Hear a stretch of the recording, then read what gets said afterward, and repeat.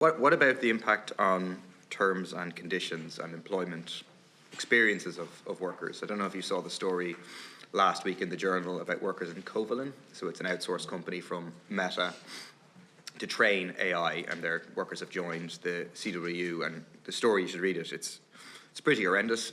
Quote, every day, 150 times a day, I wrote prompts asking an AI how to kill or hurt myself. You cannot imagine what this is like. Eventually, and I really think it will be the same for anyone, those thoughts started to feel normal. They're there at your desk saying, come on, we need you to do this faster. It's meant to take 30 seconds. And it's like, seriously, do you think this is easy, pretending to be a paedophile all day? Like really horrendous stuff in order to train AI. What should be done to protect those workers? I'm not familiar with the article that you raised there, Deputy, and I'm more than happy if you want to share it with me. I mean, my understanding, and I know that the EU AI Act is intended to protect citizens. It is to have that risk-based approach. The example you're given there is a very cruel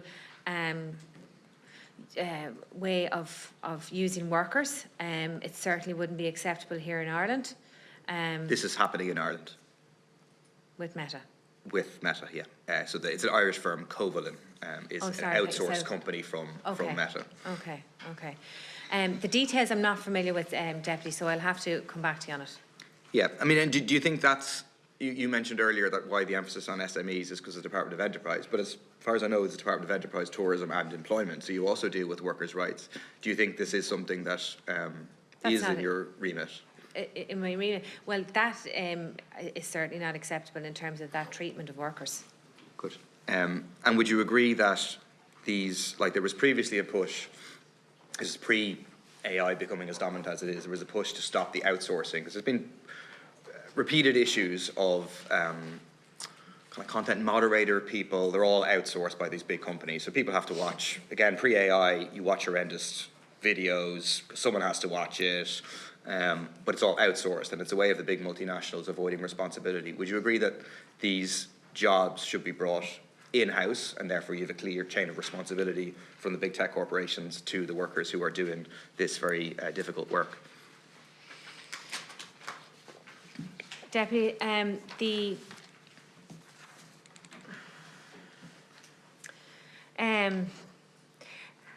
what I would say to you is the EU, and I'm sorry for repeating myself, but I mean, you're giving me a level of detail there that I'm not aware of, that AI systems will do much of the content moderation that is done by humans. In relation to your question, again, I go back to the point that the EU AI Act is there to protect citizens. And while I know we're not at the enforcement stage, that would be my ambition, that we can not only be where we're intended to be with our AI office and all the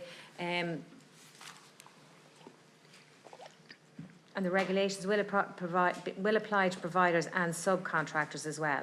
I don't know if that answers your question or not. Okay, thanks.